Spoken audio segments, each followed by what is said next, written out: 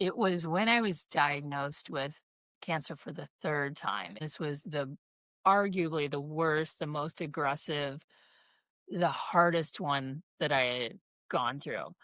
And my what if I could is, what if I could beat it? What if I could live? What if I could do it in a way that was also supportive of my body and my journey? It was one of the hardest moments of my life because I really truly sat with, do I want to be here or not? Wow. Thankfully, I said Yeah. yes. Hey, everybody. Welcome to another episode of the What If You Could podcast. And today, my wonderful, shimmering, and beautiful guest is Dr. Michelle Kerr. Hello, Doctor. Hi, Gary, and please call me Michelle. So nice to be here. Okay, I'll just say Dr. Michelle. Okay. If I you, will go with Michelle. I don't know. I'm easy. I forget names like them in 30 seconds. So I'm lucky I got that out. If I didn't read it, I'd screw it all up. But, so Michelle's got an amazing story. And she's got a great book coming out called Brave Shift, 30 mindset changes to transform your life. So we want to get into all that good stuff right off the bat. But because we're the What If You Could podcast, I always ask my guests one question. So, Michelle, what is your what if you could? oh, are we talking about like now or in the future? Like what if I could in the past or what if I could in the future? Whatever hits you, it could be. I've had anything from what if I could come back as a pigeon and poop on all my enemies' cars? Or what if I could come back and have tea with my mom one more time? What if I could save the world? It's, or maybe you sat down one day when you were going through all the challenges and you said, God, what if I could do this? What if I could? So it Mhm. really just, I've had every kind of different thing you can imagine. Yeah. Well, I think the thing like that first popped in my head is was a what if I could moment. And it was when I was diagnosed with cancer for the 3rd time, and this was the arguably the worst, the most aggressive, the hardest one that I had gone through. And my what if I could is, what if I could beat it? What if I could live? What if I could do it in a way that was also supportive of my body and my journey? And it was one of the hardest moments of my life because I really truly sat with, do I want to be here or not? And Wow. thankfully I said Yeah. yes. And a book came out of it and these wonderful conversations that I get to have out of it. And that's transforming into, what if I could now? Like, what if the book is a huge success? How could I help more people see that they have so much beauty and capability within inside them that already exists. They just have to, like, peel away the layers so that they can reach their untapped potential, so they can experience greatness, joy, compassion, and just a better life. Let's hope it doesn't take something like getting cancer or the death of a loved one or something to take them to that area, because I lost my first wife to cancer and then I got cancer. So I think everyone on the planet has been touched by cancer, right? So there is that thing where you're sitting there, right? And you're like, Dude, what is gonna happen?" But when you get when you have the third time or even the fourth time, I mean, at some point it's gotta seem a little more challenging that third time, like, God, is it just freaking comes back. I mean, where do you reach down and go, I'm gonna beat this again? Yeah, I went to the darkest, deepest parts of my body and my heart and my soul. Like, I truly had to get really, really real on what got me to right now that I can fix to change so that I can move forward in a healthy manner. And then even like I said, like the whole thing, it was I had cancer through my whole body in my bones, and I have a healthcare background, and as soon as I learned that, I was like, "I don't think I'm gonna be around to see 2022." And so what did I want to? And yes was the answer to that, thankfully. And then what did I need to do to create my life so that I could thrive again? When you had it the first time, um, that's an initial shock, right? I mean, you have it the first time, you're like, "Holy cow!" No one wants to sit in that doctor's office and hear the C word, right? And just go, "Hey, you've got the C word," and all right, so now let's get you a port, and let's get your oncologist, and let's talk to your radiologist, and let's do this, and let's do that. And you're like, "Whoa, whoa, whoa, dude! What did you just say?" Right, Right? right. Yes. Like that phone call of "You have cancer." I can picture it in my mind where it was standing when I received that call. Like, even though it was almost 20 years ago now at this point, right? It's bizarre. And how I found out was I got a call from the oncology office and they said, "Hey, we need to set your appointment to see your oncologist." And I go, "Well, that's weird because I don't have an oncologist. Why would you be doing that?" And you go, "Oh, you haven't talked to Dr. Morales?" I'm like, "No." "Well, your tests come back and you have cancer. So we wanted to get you." I'm like, "Well, that sucks." Mhm. "Hey, but maybe since I've got you on the phone, yeah, I guess I should set up my appointment."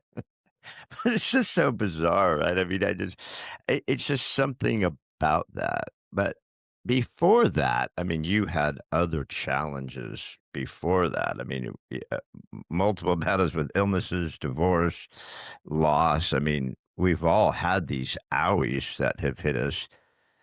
How much do you think sometimes that the dis-ease of our lives help create the dis-ease in our bodies? I think only 100% of the time. Right? It is. Yeah. I know that I gave myself cancer, and I know I gave myself a heart attack, cardiac arrest. I know I did that, and that's the most frustrating freaking part, right? Yeah. I've got a section in my book, like each of the shift moves can like it can stand alone on its own. Like each chapter can stand alone, or you could read the whole thing, like cover to cover. Like however, it's like a choose your own adventure. Um, but one of the chapters is exactly that. Like when you don't take the time to feel your feelings, or when you just go in like, "I'm gonna keep putting the skeletons in the closet, and, they're gonna be fine there. They're gonna be fine there." They're not. They're gonna come out at the craziest time that is completely unacceptable and not convenient at all. It never is like, "Oh, you've been on a beach for a month. Like, let's just handle a feeling." No, no, it's when, like, all the other chaos of your life is swirling around. It's like, "Oh, knock, knock. I'm still here." That you keep pushing the skeletons in the closet, and they freaking start a gang, right? Uh-huh. Like a biker gang Yeah, comes flying out of the closet. It's like, dude, how many did I put in there? Because it's like the zombie apocalypse. 100%. Yes, yes. Oh, Gary, that's so true. You do know me. I like it. been I've been there, and I think about when I was going through. I haven't been through the book yet, obviously, because it comes out in January 27th, but of 2026. But when I was just going through the different stuff, I'm just laughing because I'm like, so much about what you're covering is so true and so relatable, and it's so true. We all get paralyzed by like, well, I've got to make this massive change in my life. Everything's so fucked up. I've just got, and it's like, no, dude, why don't you get up and brush your teeth and make your bed? Yeah. And Right? it's that simple, actually. Like, one of the things I say a lot is, it's not about changing everything, because that feels insurmountable. It's about changing a few things that change everything. Yeah. Yeah. What were you laying there like in a chemo session, just going, dude, another chemo session? Every time I go see my oncologist for my checkup and I walk past that room, it's just like, uh, my scan anxiety kicks in and stuff. But where did the book hit you? I mean, at what point did you go, I got this book in me. I got to get out before they take me out of here. Well, it wasn't really on purpose, like, how much of life is, you know? But, people would like, "Wow, tell me about you. Tell me about your story," and, I would speak for various charities that I loved, on, "This is what cancer is. It's not contagious. Like, you can, go get 'em," all of that, and I kept a great attitude for most of it, not always, because 'cause I'm not perfect, but then people kept saying over and over and over, like, "You need to write this down. You need to write this down." And I I always, like, resisted that because I'm like, "It's just my story." But it was over and over and over. People were like, "Please write it down." And I talked to a friend of mine who was like, when I was kicking around the idea of a book, and he's like, "Why do you wanna write a book?" I'm like, I don't know. People just keep saying I should." And he said, "Well, rarely do people write books for other people. Some do, but for the most part, when you write a book, it's really for yourself. Get all of that out and really take the chance to time to heal, to read your own words, to be in your own self. To like it's another way to really like get to know yourself Yeah. and be You know, gentle too. I, Yeah. and the cancer thing is such a personal journey, but so many people have touched it, but it really is personal because we all deal with it in a different way. I got a book up there that I love called That Time I Got Cancer, a Mm. love story. This guy, Jim Servanos, wrote it, and I had him on the podcast. Great freaking guy. You know, he just went through a wicked cancer episode like we all do, right? And he just people just said, you're gonna die. Why don't you put your thoughts down in a book for your kids, whatever. And it's like, well, yeah, no. Yeah. That's not an exciting way to write a book. But he ended up dead. And he ended up putting on there, a love story. Mm. And he's like, cancer's not a love story. It sucks. There's absolutely zero redeeming qualities to cancer, right? But it does make you think about stuff, doesn't it? Yeah. It really does. It really does. It makes you just feel like what's really important and who.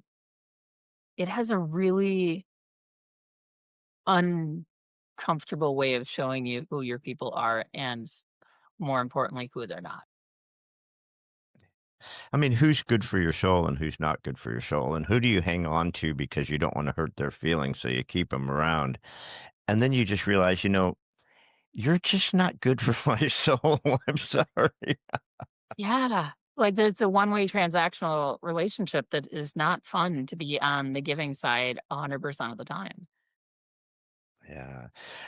Now, as a profession, you're a physical therapist. What do you do for an actual profession besides get cancer? Right? I never thought of that. So I had a physical therapy practice downtown Chicago for 16 years. I sold it in 2022 when at the height of am I going to be here or not? And was like, I need to peel away every single stress I possibly have. And so after I had that sale in June of 22, I sold most of my stuff and got my dog and moved to Florida, and where it's sunny most of the time, it's warm most of the time, and it's just really great. And then I had a long time of being able to be like, what do I want to do next? I'm young. I'm not a retiring kind of golf and drinking kind of person. I am like, let's go out and be in life. And so when I sat back and I really looked at my business and was said, what do I really love to do?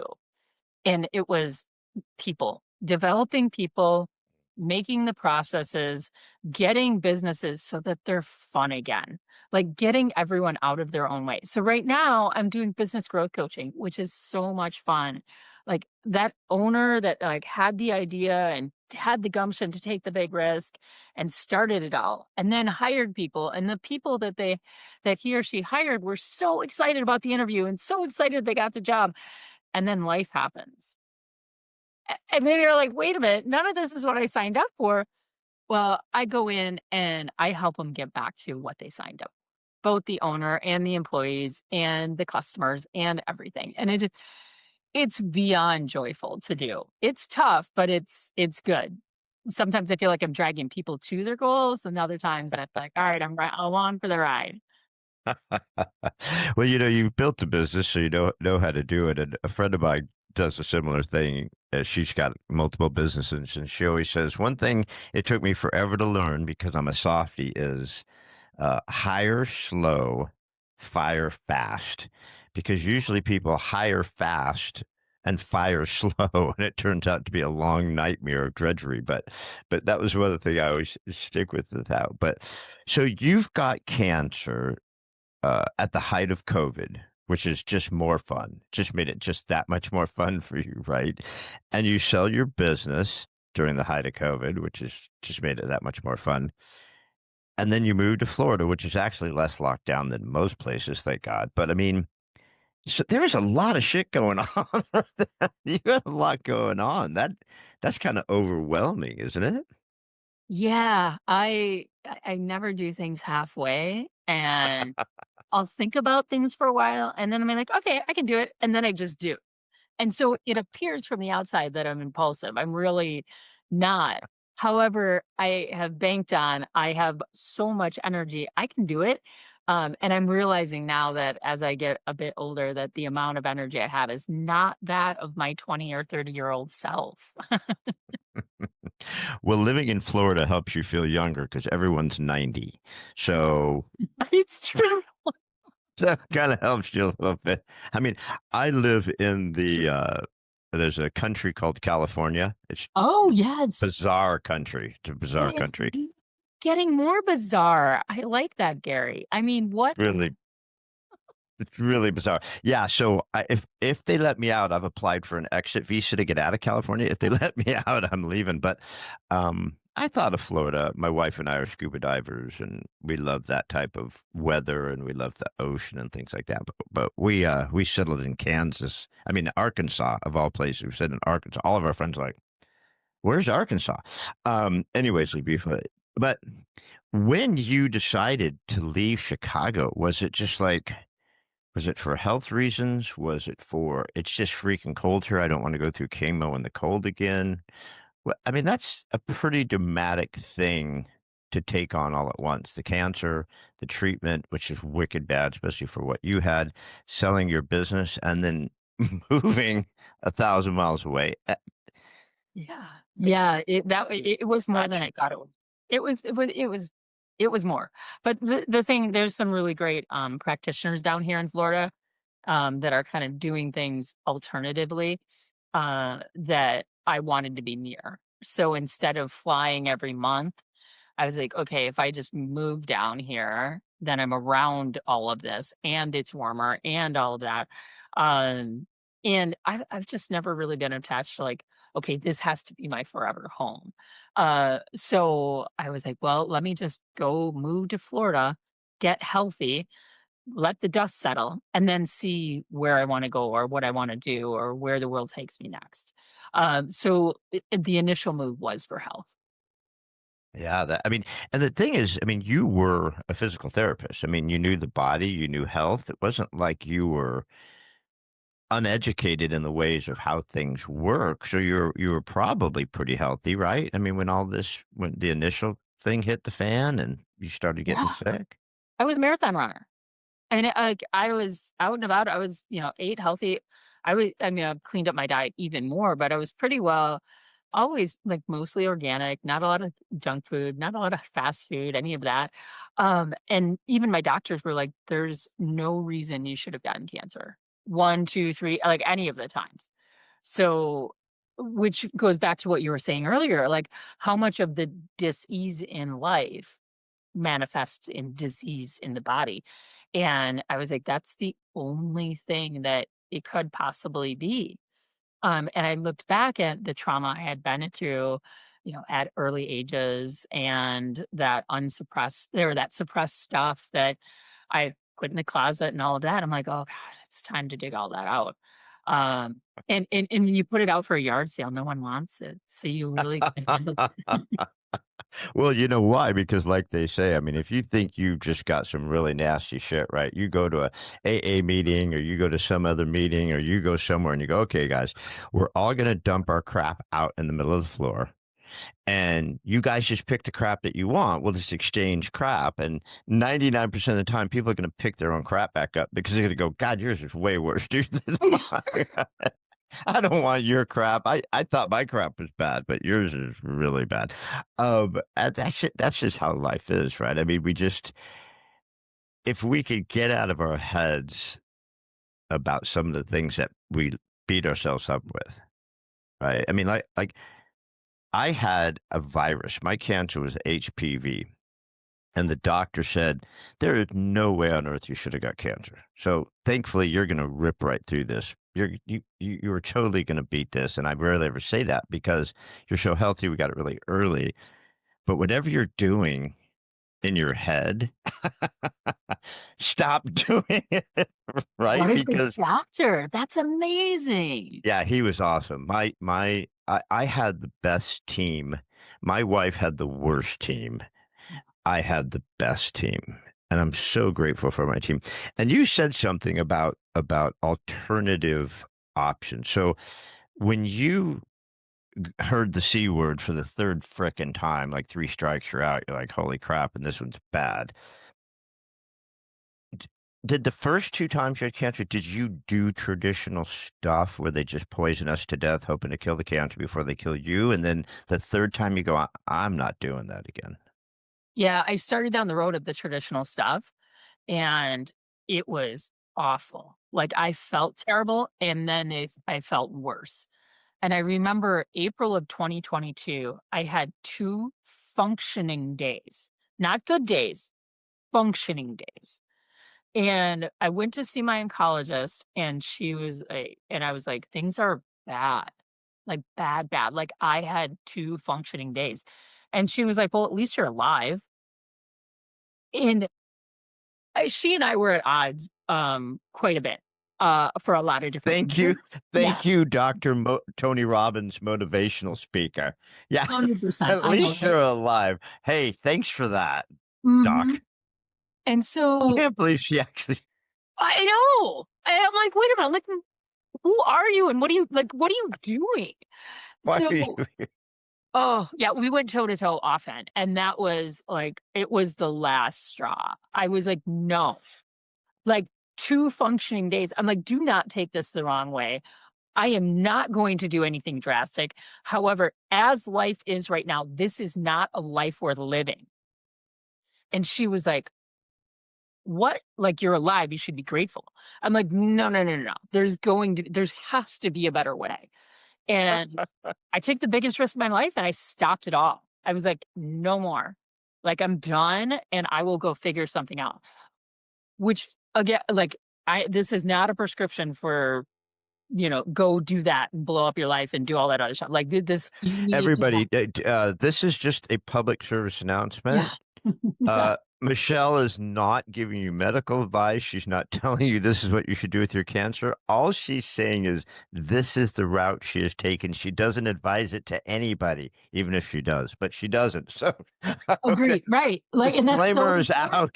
out. So important, right? Like, because the backlash I received, the amount of like, "Oh my gosh, like, you're in medicine, how can you do this?" Friends, family, like, "You're gonna die." Like, what all the things, like, everything you can possibly imagine got thrown at me, and I was like, I believe in me and I'm betting on me, period. And, thankfully, it's good. Working. I've got a quality of life. Can you share your opinion on what you did, which is again, you're not practicing medicine here, you're just telling people know what you did for yourself. What did you do? What types of therapies did you try?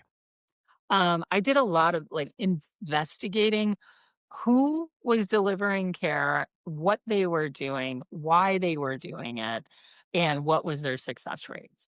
So it wasn't like, "Oh, I'm just gonna go find a Hocket machine," which is ozone therapy and Rife therapy and all these other things. I wanted to have the person who is delivering my care be so good at what they did that they're going to get results. So, like you mentioned, I'm a physical therapist. Not all physical therapists are created equal. Like, it's not like you could just go and be like, I'm going to go to any physical therapist and I'm going to get the best care ever. Like, it's figuring out who provides the best care and how do they provide the best care. So, I went to people that were very good and very successful. Um, and so it wasn't as it was a calculated risk. It wasn't as big of a risk as it seemed. I know that during the COVID, um, you know, my entire family, except two unfortunate souls, chose a certain path regarding the COVID. And wow, did we get annihilated for that? I mean, lost family members, frickin' people like throwing poop at our house. I mean, it was bizarre that when you make a decision regarding your own health, your body, your choice, that people can be vicious, right? And here you are just looking for an alternative way to get healthy. How dare you be angry with me? And how dare you say, well, you're lucky you're alive? Yeah. So, I mean, that's had to add like, guys, do you just want to keep throwing more shit on me, more flame on the fire here? Really? Do you want to keep doing that? Yeah. And it's still it's not as polarizing now, but it certainly was for a long time. Like you said, there was people that were like, if you're not in my camp, then you no longer exist to me. Like, wait, why though? Like everyone has an immune system. Like let it immune system. Like let's do that. Let's do it. That's actually what it was designed for, friends. It's like, we've been here a long time. My immune systems were great for like, I don't know, a million years. I don't know how long we've been here. But with the cancers like that, like with my wife April, I kept begging her to stop with these bozos. I'm like, dude, they found out what cancer you had, and they went to the bookshelf and they said, "Oh, cancer's for dummies." And they pulled it out and they went to the paragraph. They said, "This is what we're going to do," and that's what they were doing with my throat cancer too. They're like, "Oh, you're a 35-7." I'm like, "What does that mean?" "You're a 35-7." That's what. And I talked to a bunch of people. "You're a 35-7." "Yeah, you're a 35. 35 chemos and seven. I mean, 35 radiation, seven chemos. I'm a 35-7, right? Turned out I was a 35-3. But it's like maybe that's not going to work for me. Maybe my physiology is different. Maybe my DNA is different. Maybe things are different. And I kept begging her to go see other people and do some clinical trials and stuff like that. She goes, "Nope, nope, nope. My doctor says I got to do this, so I got to do that." I'm like, "Your doctor's a bozo." So it's hard, right? I mean, it's hard to fight the medical profession because they're the experts, they're gods, they know everything. Well, sometimes they don't. Right. And they're doing what they were told to do. But even that, like, and I talked to like all my physical therapists and anyone that came in, like that was under my umbrella of my business. I was like, I don't know it all. I started with a blank slate, just like you. And I challenged myself, I challenged everything, and I want you to challenge everything. It what I say, there may be new stuff that comes to market that's better than what I do. Like, tell me, teach me. Like, be in a place of curiosity of like, just because I say that the sky is blue, maybe it's not. You know? Um, and it's like, I would have to tell them too, this is a little soapbox, but I would say if you run into anyone that's not okay being challenged, they probably don't know what they're really doing, or they're not confident in what they do. You kind of be like, trust the science. Trust the science. Look, we'd be still using leeches, okay? Things change. There's new discoveries. You can't just say this is the end all be all. Oh, we found it. That's it. Everybody stop. Close up the lab. There's nothing more to see here, people. But Yeah. but we get like that because we're told that certain people are experts, attorneys are gods, judges are the only ones who could decide our fate, doctors know everything. Well, I had a really bad experience with a chiropractor, so I didn't go to a chiropractor for 30 years. My kids use this doctor, swear by him. So I went reluctantly because I was really in pain. Oh my God, he's the best freaking doctor in the world. He's got hands of God. I mean, this guy, I told him, I said, I'm scared to death of you twisting my neck off. I don't want you to do that. And he's like, no problem. We'll work around it. We'll figure it out a different way. And I'm like, really? You're not just going to spin my neck off? He's like, no. And it's, he's a miracle worker. So it's like, not like you said, not every practitioner does the same types of things and they all don't believe in the same time. So you have to do your own research. You have to be your own advocate. Yeah, and you said something interesting that, before too. You talked about, like, your genetics and your DNA and how, like, how does that play a role in who you are and what you have, and that was really eye-opening for me too. I had my DNA tested, this past year, because I was like, "There has to be more information that I don't know about myself." And to your point, like, I'm doing all the things and everyone around me is doing the same things, but how somehow I keep getting cancer. So, you know, what's that dis-ease in my body, but then and in my soul and in my emotions, but then where's the dis-ease in my actual body, in my DNA? Like where's my body compromised? And to support where it's compromised, to bring that back to health has been completely transformative. Yeah. I've talked to a couple people who do the blood diet, right? Like we're all supposed to do keto, or we're all supposed to be vegetarians, or we're all supposed to go high carbs, low carbs, whatever, right? And a couple of these people I've talked to have been fascinating about they analyze your blood and they Mhm. go, here's what your blood says your works better for your system. You don't have to not have a Krispy Kreme donut every once in a while, the old 80-20 rule. But based on your blood type, these are the things that work the best for you. And I've seen them work miracles with people because let's face it, our blood is kind of important, right? Blood and oxygen, those are kind of the 2 biggies.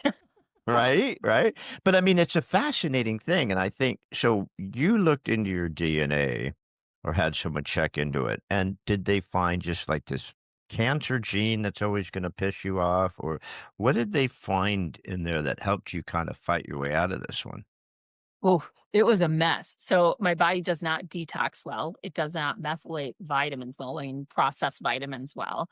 And I'm more susceptible to cancer, especially when I am under stress.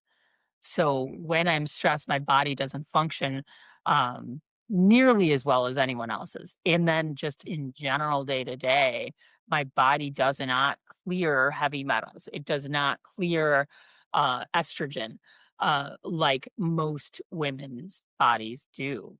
And that was fascinating to me. So it's, now I need to do more cardiovascular exercise and more sauna and more things that are pro detoxing my body and shedding all of that stuff.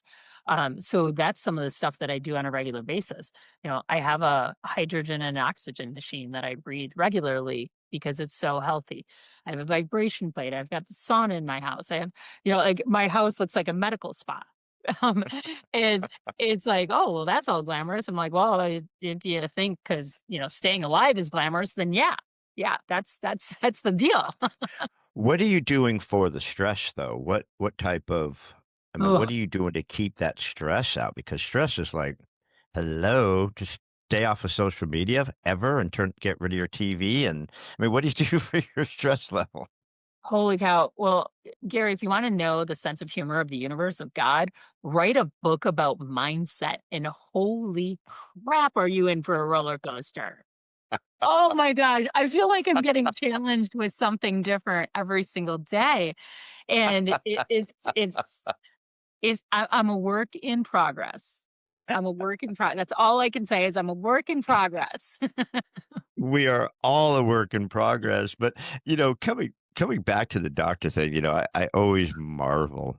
And that's why I love to interview people like you and so many other health professionals who've gone through their own health shit. Is you go to a doctor, you get 4 minutes, maybe, or you just see the PA. You don't even see the doctor. In that 4 minutes, how many times do they ask about your diet, your lifestyle, how things are going in your head? They take your blood pressure, they take your pulse, they take your oxygen level on your finger, they do this, that, the other thing, cough, grab my nuts and say, okay, cough. And all right, you seem great. I'll see you later. It's like, well, you forgot to ask why I'm here. But even if you did ask why I was here, you wouldn't, you'd say, well, why don't I'm going to write you a prescription for this because we go right to the pharmaceuticals. I mean, there's other ways to treat stuff, right? I mean, you're doing it right now. Yeah. Yeah, it's wild. And it's actually how the third time of cancer got so bad was I was going to my internal medicine doctor and I was seeing her PA and not her. And I was like, I'm not doing well. Like there's something wrong. I've had this cough, I have these things, like I'm not doing well. And I mean, I kept going back and back and back. And at one point she's like, oh, you're just not handling stress well. And I was like, okay, you're a woman to a woman, never say that again. Like, no. And she was immediately fired, immediately, and I went and got another doctor. That's Right. awesome. Yeah, because 'cause I'm like and she's like, "Well, you're angry." I'm like, "I'm angry because 'cause you're not doing your job." Like, really, like, this is realistic here. Like, I am and you are correct, I am angry, and I don't have an anger management problem because my anger right now is properly placed on the lack of work that you are doing. So I have a legitimate reason to hate you right now. I just do. And the truth of the matter is it's so frustrating. It's like, well, why am I even here talking to you, dude? I mean, seriously, I don't feel well, and you aren't giving me answers because you really honestly don't care. I'm sorry, right? It's like, I don't care where you are in the autism issue, right? But there's just so much proof about certain things that we have to do with autism. I'm not going to go down that rabbit hole, but I've got friends who've gone to their pediatrician. It's like I don't really think we should do number 837 of those because I've read some bad stuff and like that's what we do. You got to stay on schedule. We've got a schedule, and you stay on your schedule. And they're like, but I don't know. And they're like, and they get mad at you. It's like I'm trying to protect my health and I'm trying to protect my child's health. And I thought that's what you were doing too. But maybe that's not, maybe we're not on the same team. I don't know. And then to that, I say, get a new team. Like I had a friend of mine who was like, was runner and had knee pain. And so went to the doctor and the doctor said, find another sport. And so I said, well, no, no, like every single sport, for the most part, not all, but um, requires running. And so maybe go find a new doctor. Stay in your sport and find a new doctor. Well, no. And then I used the analogy of like, this is what he did for a living. And I said, well, if your boss came to you and said, do ABC, and you said no, what would happen to you? And he would be like, well, Get fired. right. And I was like, so exactly. Like this is why the same thing. Like just because they have a doctor before and after their name doesn't mean they're God. Like they're No, no. infallible just like the rest of us. Yeah, and I think the system is pretty trashed. I mean, I think doctors are great, and I think they mean well, and I think they've given a lot of their life and their time to help people. I think they start out there just like maybe public servants do. But I think the system keeps them on this hamster wheel where you just have to grind it out. You don't have that personal contact anymore.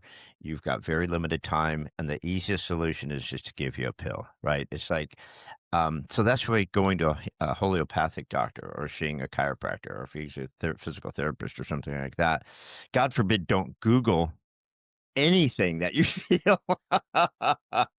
Don't do that, right? Oh, that's fine. But I'd have patients that would come to me and then they would, have their Google, search printed out. And I'd be like, I'm like, I love your Google MD like license. I think that's great, but maybe let's pretend like I'm the practitioner for a minute and you can be the patient. And I'm happy to talk through all your Google searches too. Your Google MD, right? I mean, I go through the same thing. I'm a real estate broker by trade. I've been doing it 35 years. My son and I have our own company and stuff. I do this because I love meeting people like you. But you walk into someone's house. They said, "Well, we've got the price." I'm like, "Cool." You go, "We went to Zillow and it says this." I'm like, "Has Zillow ever been in your house?" Yeah. I don't when were they here? Because we've gotta talk. Yeah, you can't trust the internet for everything, but especially your health. And I've gone down that rabbit hole a bunch, like, because 'cause I'm always paranoid now about my heart, my take my blood pressure 5 times a day. It's like when I have to get my scan for because the first 5 years, you gotta go every 6 months, right? So I get this scan anxiety, and my doctor just finally said, "Dude, I'm not sending you your tests anymore. Don't read them. Don't analyze your blood test.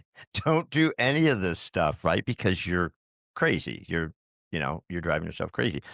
But they still do. But you know what I mean? It's like if we're not getting answers from them, we have to find them somewhere, right? And we look for ourselves, and that's not usually the best way to go. Yeah. Yeah. I had a friend of mine upload an X-ray to ChatGPT to find out if their bones were broken. And I'm like, no, no, that's not okay. Let's not do that. Let's, Don't do that. ChatGPT AI is going to take all the doctors away, anyways. But don't help them along. I mean, oh right. my god. Mm. But the thing that drives me crazy is I'm like looking at the dude. He takes my scan. I'm like, look, bro, you're looking at it right now. Why can't you just tell me what's going on? You know what's going on. Why do I have to wait 2 weeks for my doctor to call me and walk me through it? Because now I got to be worried for 2 weeks. It's like Right. whatever. And so I made the mistake of looking at I had a lung exam, a lung X-ray, and I went behind the curtain and looked at it. So for a week, I told everybody I had lung cancer. I'm like, "I got lung cancer, man. I saw it right there." And they're like, "Are you sure?" I'm like, "Dude, I looked at my thing." Well, I go into the doctor's office and he says, "No, you don't have lung cancer, but unfortunately you do have COPD." And I go, "Oh my God, but that's better than lung cancer, right?" He goes, "It's still pretty bad." And I'm like, "Well, I don't smoke, and I've never lived with a smoker. It just seems weird I'd have," and I was like 50 at the time, right? It just seems weird I'd have C. And he goes, "Well, it says it right here." And I look at the chart and it says Gary Scott, which is my name, but it said the date of birth was like August of 1947. Oh, I go, "Doc, that's not my birthday." And he looks at it, he goes, "Oh my gosh, this isn't your scan." I'm like, "And you were going to treat me for COPD off of that scan."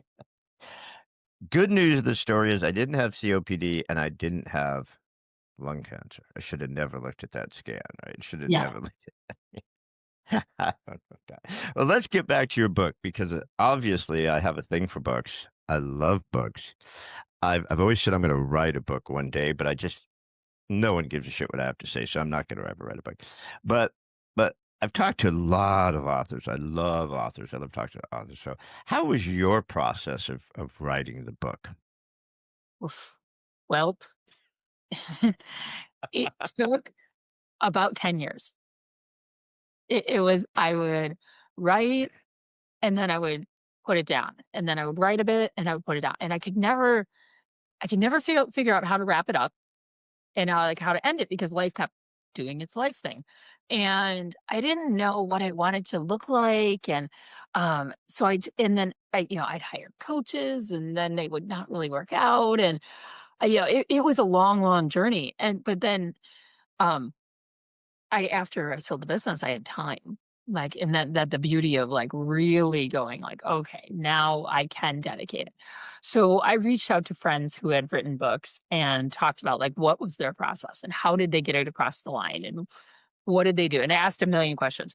And then figured out, okay, this is how I'm gonna do it. And so it was a really systematic way of getting the book to a place where it could get to editors. And then like I didn't realize I thought, you get your book edited and that's like one thing. but no, it's like I didn't know there was so many different types of there's content editors and copy editors and like I think there's like 7 or 8 different types of editors, which is exhausting because every time they do their thing, I have to read it all again, and I'm like, "Well, wait." But, it's a long process, and it's a long, long process, and even when I got it to a place where I really liked it, I still didn't like who I was working with, so I had to then and I found a different company that was really in alignment with who I am and what I wanted for the book, like my vision for what it was. And so it took a long time, it really does. And there's things that I would do if, in hindsight, I would do again if I was going to write another one. And then there's things that I definitely wouldn't do. Um, that wasted a lot of time, money, and energy. But it's here now. It's it's interesting how many people I've talked to who've said, similar things. Not just, "Oh, there's so many hands in the pot." Like, every time I turn around, there's someone going, "I edit this." I'm like, "It's my name. Leave it alone. It's my name." No, no, no. But I've had a lot of people who said, "I started a book in 1980, and I finished it in 2022." Hmm. You know what I mean? It's like they had this book in them. Um, so that's interesting, but really it's the starting. It's like, honest to God, I've had a title for a book since like high school.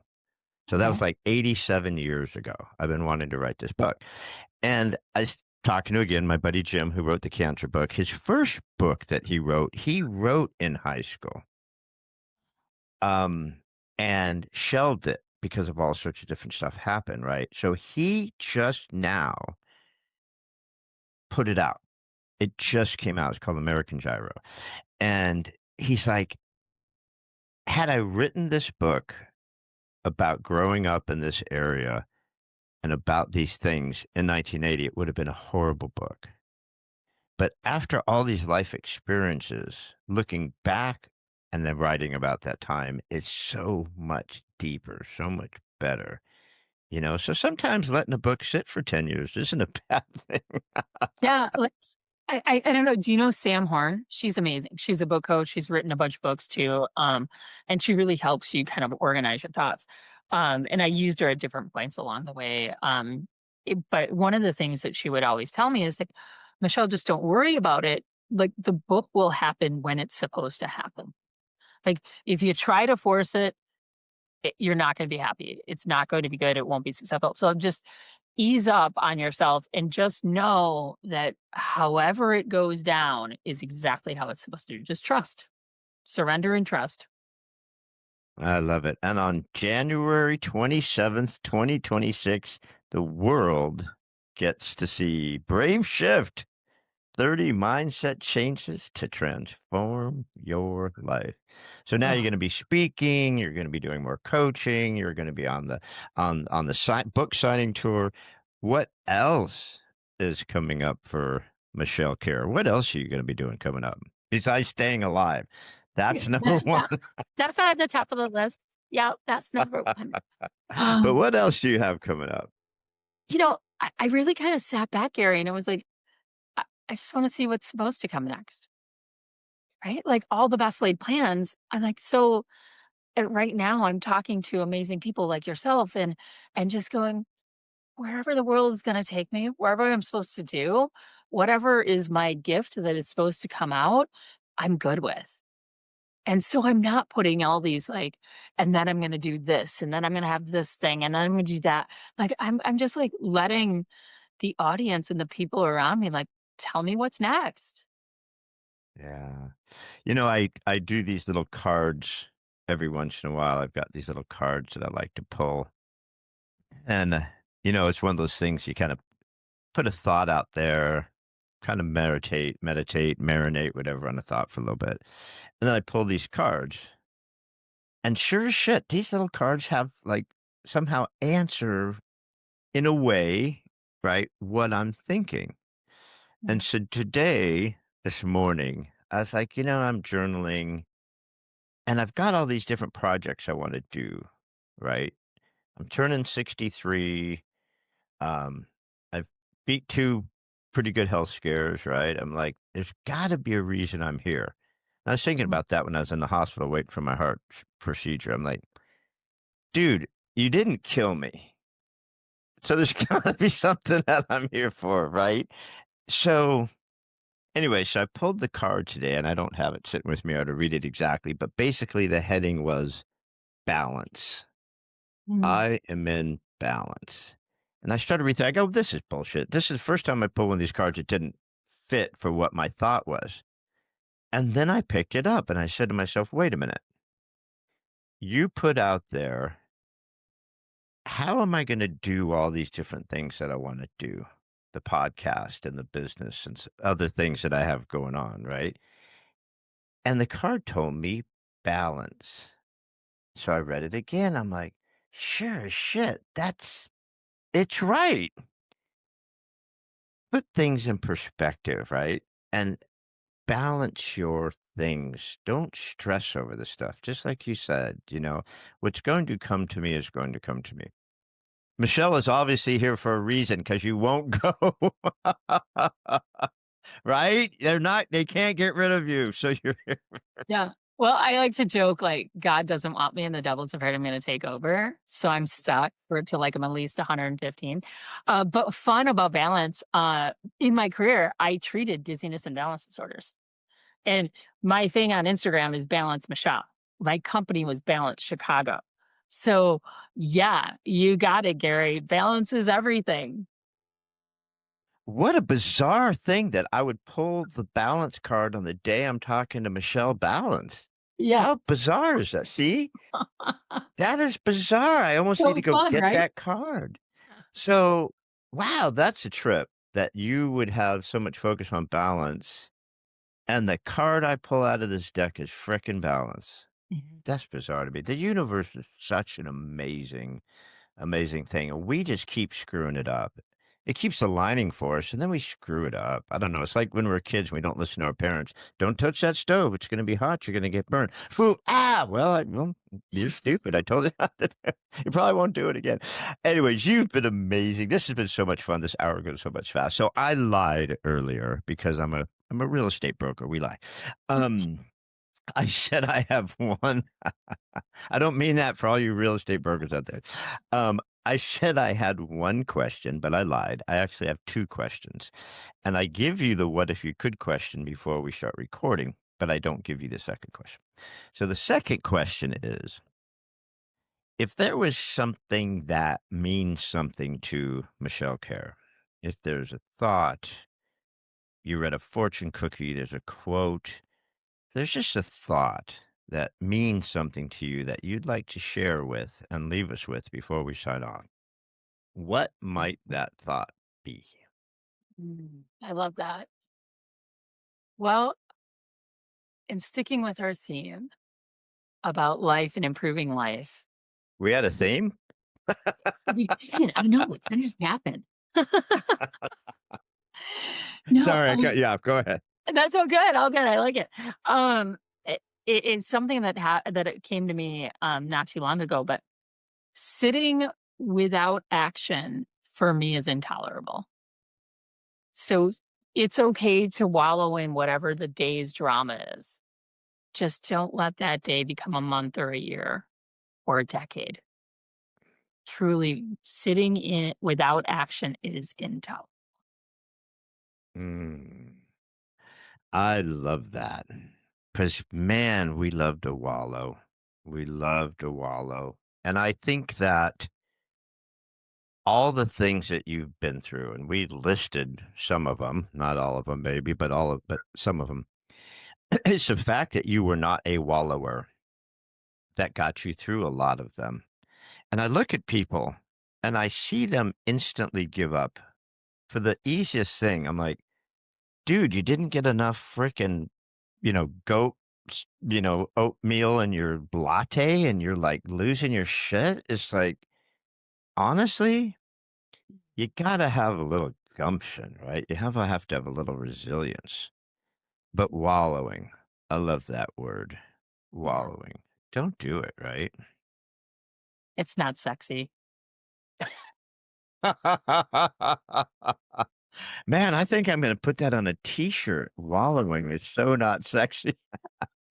If you see me wearing that shirt, I'll give you some residuals because you came up with trademark. Wallowing's not sexy. That's hysterical because it's not wallowing. Self-loathing, all this stuff. We all do it. I do it every day. I've probably done it 15 times this morning. Right? It's like nervous about the podcast. Is Michelle going to be okay? Are we going to get along? And it's the stupidest stuff. It's just let it go. We've got to. Everybody needs to pick up a copy of Brave Shift 30 mindset changes to transform your life. It just takes those little things. I love just reading about the book, so I know I'm going to enjoy the book. So, where can we find the book? Where can we find more Michelle? What's your social stuff? Where can we get more Michelle before we get out of here? The book's available everywhere on pre-sale. So anywhere you can, like Amazon, Apple, like all those places that you would buy a book, you could get it on pre-sale. My website is michellekerr.com. So my name's complicated to spell, but once you get there, it's super fun to be there.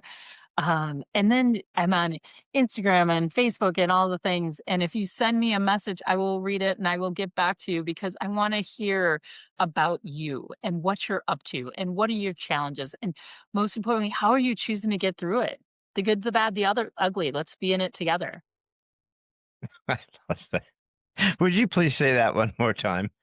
Which part? The good, the bad, the ugly? Let's do it together. I love It's true. I don't know why we all are fighting amongst ourselves, like the black ants and the red ants, right? I love that thing about put the black ants and the red ants in the jar, and they're all just hanging out, getting along. They're all just picking up little things and just chilling like ants. And then someone comes along and shakes the jar, and then next thing you know, they're trying to kill each other. It's like, dude, a minute ago, you guys were all just getting along. It's like, why are we letting the world shake our jar, right? It's like, stop it. This is all so crazy. Let go of the stupid shit. So, all right, I'm off my soapbox. Love Michelle it. Kerr, you have been awesome. We've got Dr. Michelle Kerr, K like kind, Kerrer. You can find her all over the place and look for her new book coming out, Brave Shift 30 Mindset Changes to Transform Your Life. That's out January 27th. This podcast will be out just before that, so everyone can run to their store and get it or have it delivered in 10 minutes from Amazon. I love it. You've been great, kiddo. Thank you so, so much for your time. I know the book's going to be a big hit. I can't wait to see you out there in Florida living the dream. Yes. Thank you. You got it, kiddo. Thanks, everybody. I'll see ya. Bye. Bye.